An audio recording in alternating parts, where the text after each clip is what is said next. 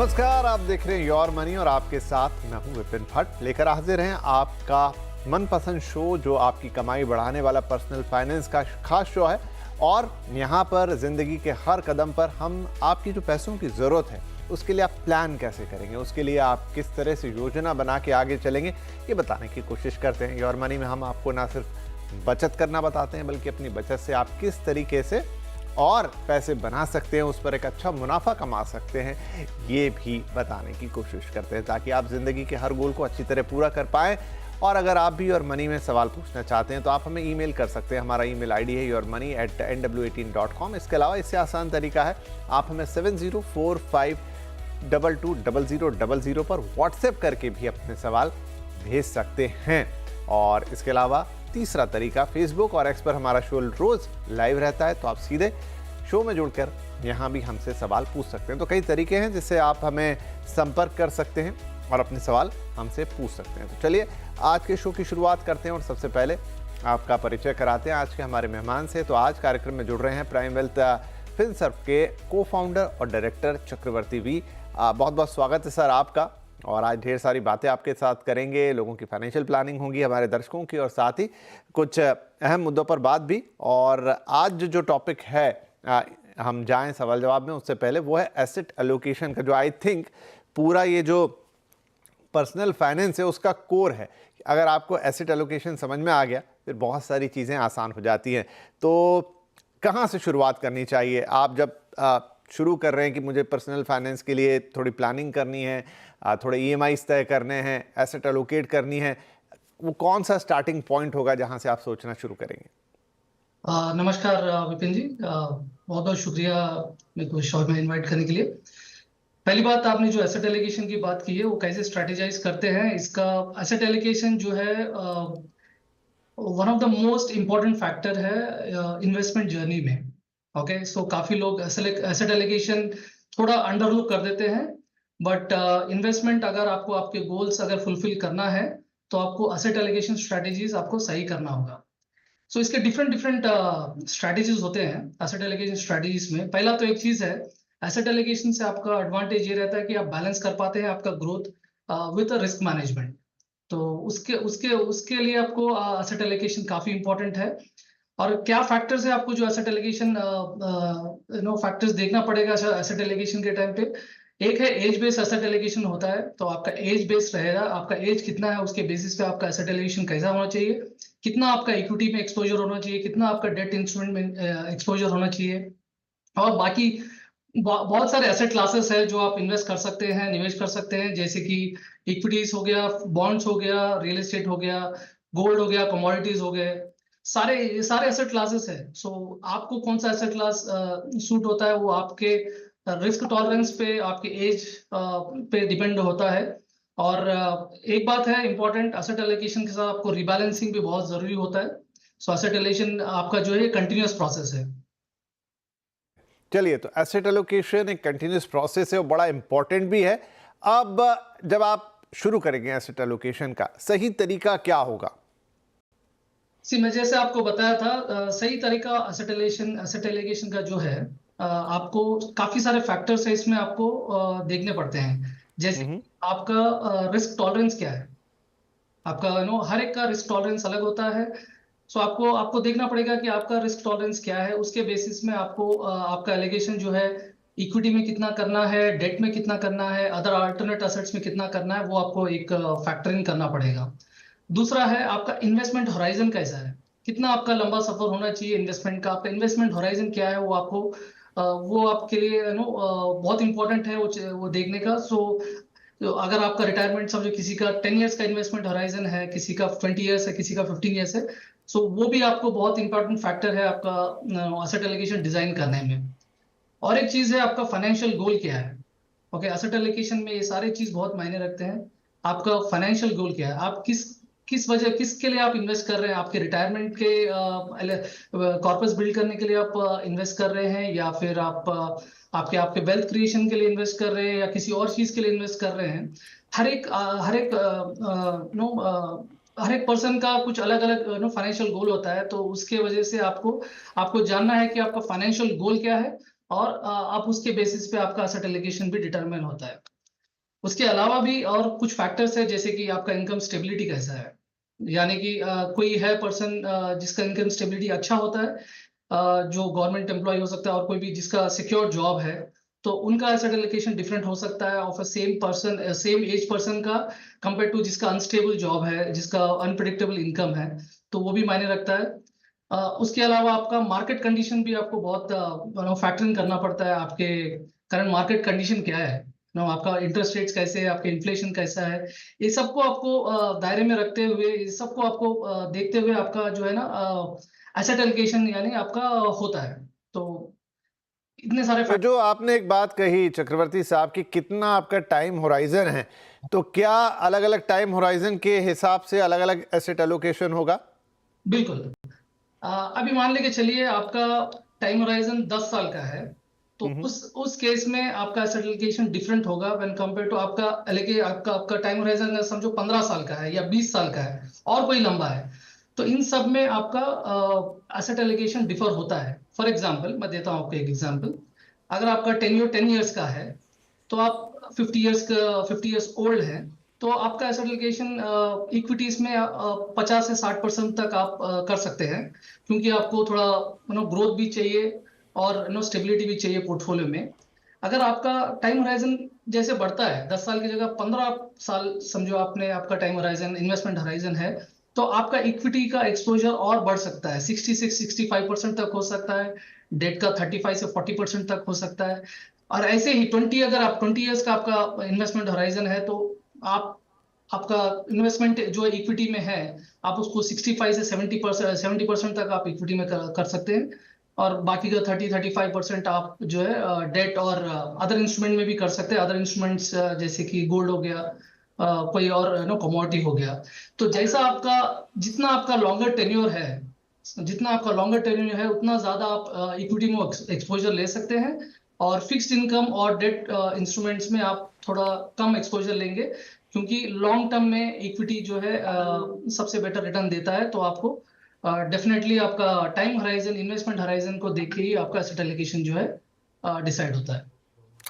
Right sir, तो काफ़ी अच्छी बात है आपने बताई कि हमारे लिए एसेट एलोकेशन क्यों ज़रूरी है, किस तरीके से उसको समझे, किस तरीके से उसको करे, अलग अलग टाइम होराइजन के लिए क्या कॉम्बिनेशन होना चाहिए, सारा पैसा आप एक जगह नहीं डाल सकते, अलग अलग एसेट्स में किस तरीके से आपको अपने पैसे को प्लेस करना है ताकि आप बेहतर रिटर्न की उम्मीद कर सके। राइट, आई होप दर्शकों के लिए काफ़ी काम की चीज़ होगी। चलिए अब थोड़े सवाल ले लेते हैं। हमारे पहले कॉलर है मिस्टर प्रकाश देशमुख, हमें कॉल कर रहे हैं फ्रॉम मुंबई ओनली।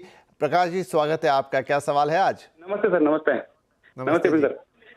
सर मैं एक्चुअली इन्वेस्टर स्टार्टिंग से जब किया था तो ऑनलाइन देख के किया था, जो भी प्रोडक्ट हाई रिटर्न दिखा रहा था उसी को देख के किया था स्टार्टिंग में। लेकिन जब से आपके ये चालू हो गया प्रोग्राम, तो थोड़ा देखने लगा कि भाई इन्वेस्टमेंट गलत डायरेक्शन में जा रही थी। तो थोड़ा सा एक गाइडेंस चाहिए था मेनली सर।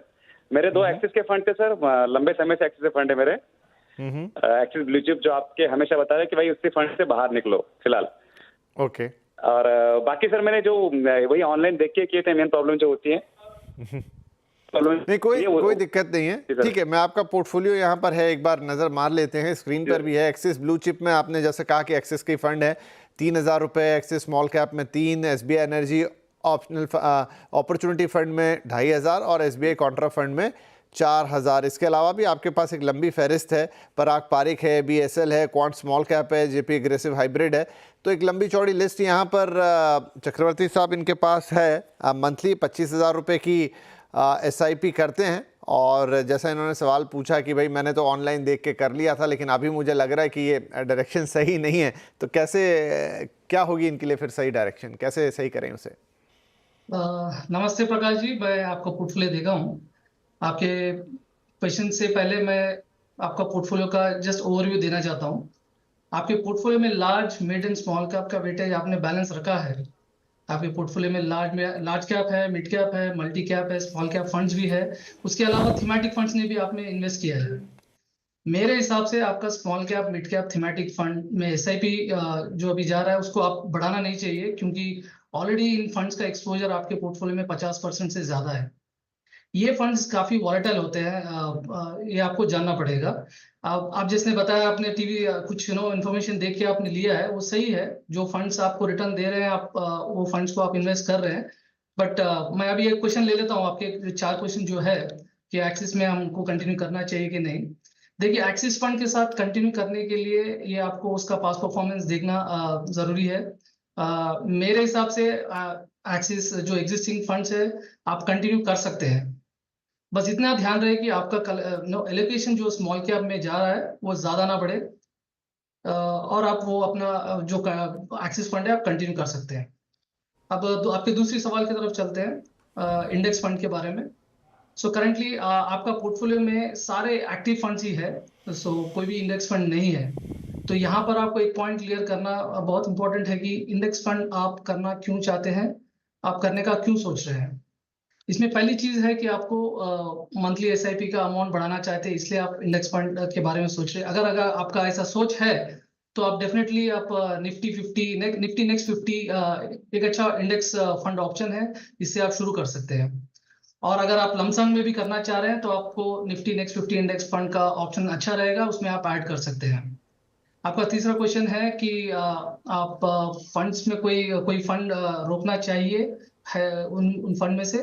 सो अगर मैं इसका आपको सिंपल से आंसर दूं, आपको ये ध्यान देना होगा कि आपके फंड जो है हाई रिस्क फंड्स है, उसमें आपका एक्सपोजर ज्यादा है, और इसमें आपको और एक्सपोजर बढ़ाना नहीं चाहिए। जैसे कि आपका स्मॉल कैप हो गया, माइक्रो कैप या सेक्टोरियल फंड, थीमेटिक फंड हो गए, इसमें इन कैटेगरीज में आपको और एक्स्ट्रा एलोकेशन नहीं करना चाहिए, और आपको एसआईपी स्टेप अप भी नहीं करना चाहिए। आपका फोर्थ क्वेश्चन है कि आप 10,000 10,000 इन्वेस्ट करना है तो कहाँ करें। तो इसमें आपके पास जो है मल्टी कैप कैटेगरी का फंड एक जो है मिसिंग है। आप मल्टी कैप कैटेगरी फंड को कंसिडर कर सकते हैं।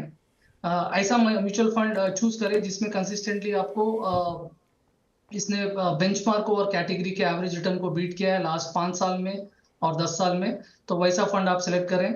और मैं एक सजेस्ट करना चाहूंगा कि आप मल्टी कैप फंड में ज्यादा फंड ना ले, एक ही फंड ले, एक फंड 10,000 का एसआईपी करे और मल्टीपल फंड्स सिलेक्ट ना करें।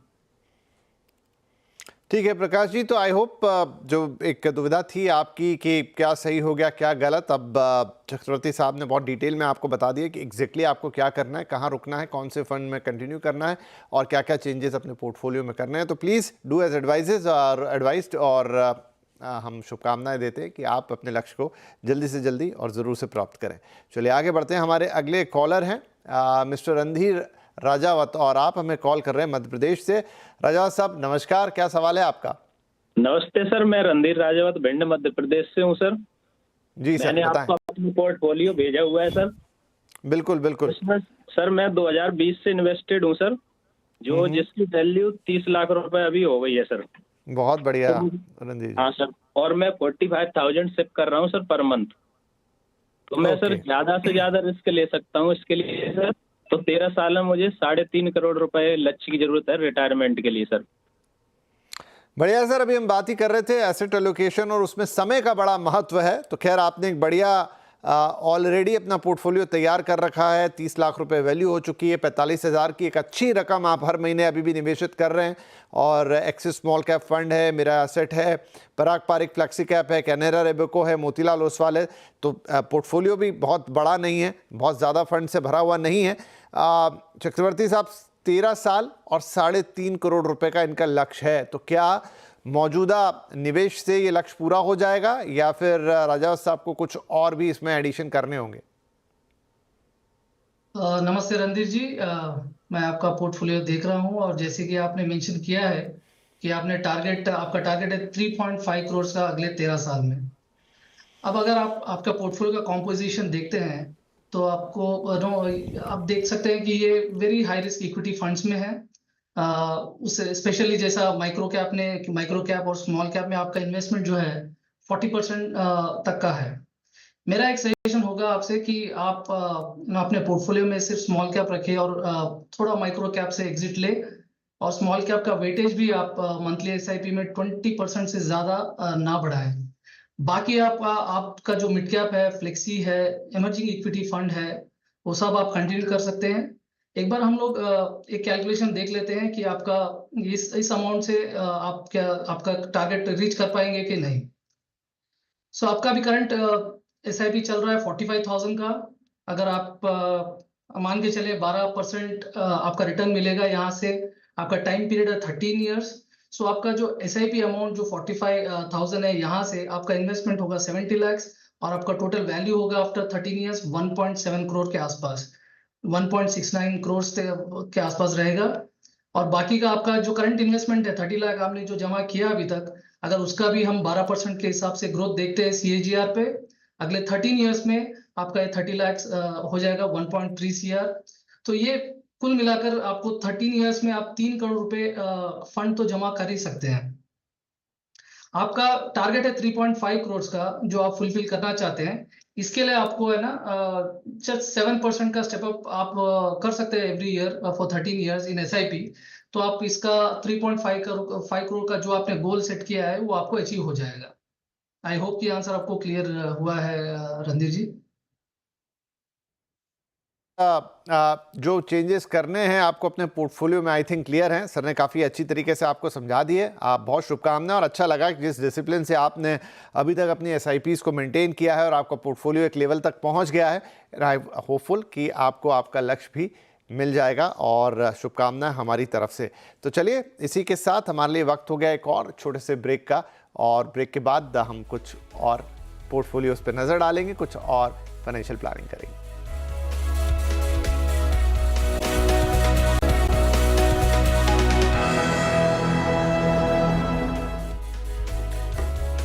Welcome back. आप देख रहे हैं योर मनी और अब कुछ और फाइनेंशियल प्लानिंग करते हैं। कुछ और सवालों के साथ हमारे साथ चक्रवर्ती साहब बने हुए हैं और अब अगले हमारे कॉलर आ गए हैं, मिस्टर आशुतोष मिश्रा फ्रॉम न्यू दिल्ली। आशुतोष जी, स्वागत है आपका। क्या सवाल रहेगा आज sir? Thank you so much, sir, for taking my question. I'm a fan of you, sir. Sir मेरे actually I shared my portfolio with you sir. मैं भी 8 फंड्स में इन्वेस्ट कर रहा हूँ। 18,000 की SIP है। इन्वेस्को में 2,500, कोटक मल्टीकैप में 2,500, Motilal Oswal large and mid cap में sir 2,500, Motilal Oswal mid cap में 2,500, निप्पॉन इंडिया स्मॉल कैप में 1,000, पराग पारिक में 2,500, क्वांट लार्ज कैप में 2,000 and quant multi asset fund में से 2,500। सर करंट जो मेरा बैलेंस है मेरे पास जो अक्यूमुलेट है वो 98 के है सर। सर मुझे ये जानना था कि क्या मेरे जो फंड्स हैं वो नंबर्स ज्यादा हैं या फिर मुझे कोई चेंजेस करने हैं, क्योंकि सर मैंने इसी साल शुरू किया और इसमें सर सबसे बड़ा क्रेडिट सर आपके शो का है, जिसको देख करके मैंने ये कुछ फंड्स सेलेक्ट किए हैं सर। चलिए धन्यवाद सबसे पहले तो बहुत बहुत, और ज़रूर इसमें आपकी मदद करते। शायद थोड़े से फंड्स ज़्यादा हैं, लेकिन चक्रवर्ती साहब बताएंगे एग्जैक्टली कि क्या ये वाकई ज़्यादा हैं या फिर ठीक हैं या इनमें किसी तरह के रद्दोबदल की ज़रूरत है। चक्रवर्ती जी, क्या करना चाहिए आशुतोष जी को यहाँ से? अभी इन्होंने शुरुआत की है SIPs और निवेश की। सबसे पहले तो मैं ये बताना चाहूँगा कि आपने जो इन्वेस्टमेंट जर्नी जो की है ये सही डायरेक्शन में शुरू की है, स्पेशली गिवन कि आपका गोल आपके बेटे के हायर एजुकेशन के लिए और शादी के लिए है, जो कि लॉन्ग टर्म सेविंग है।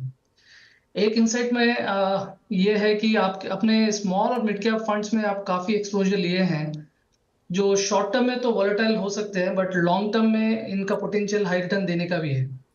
इसलिए अगर आपका अगर टॉलरेंस है, रिस्क एपेटाइट है हायर, तो आप इन्हें होल्ड कर सकते हैं, कंटिन्यू कर सकते हैं। लेकिन आपका एज 44 है और आपका गोल बेटे का एजुकेशन और शादी के है, तो थोड़ा आप लार्ज कैप और बैलेंस फंड में भी एक्सपोजर बढ़ाने की सोच सकते हैं। और लार्ज कैप फंड्स थोड़े स्टेबल होते हैं when compare to small medium thematic funds. So इसमें वॉलेटाइल मार्केट में आपको थोड़ा डाउनसाइड प्रोटेक्शन भी मिल जाएगा। तो आप अपने एग्जिस्टिंग लार्ज कैप या फिर फ्लेक्सी कैप में थोड़ा एक्सपोजर बढ़ा सकते हैं। एक और पॉइंट ये है कि जब आप SIP अमाउंट टॉप अप नहीं हो सकता अभी आपके एग्जिस्टिंग फंड्स में, तो आप इसी फंड्स को जरूर रेगुलरली मॉनिटर कीजिए। अगर कोई कंसिस्टेंटली अंडर परफॉर्म कर रहा है तो मतलब अंडर परफॉर्मेंस का मतलब जो बेंचमार्क से या कैटेगरी से कम से कैटेगरी एवरेज से अगर आपको कम रिटर्न दे रहा है तो आप उसको रिबैलेंस करने का सोचिए। तो अभी के लिए रिबैलेंस की जरूरत नहीं है, बट आप कंटिन्यूस मॉनिटर कीजिए और जब भी आपको लगेगा अंडर परफॉर्मेंस है तो आपको रिबैलेंसिंग करने का जरूरी है।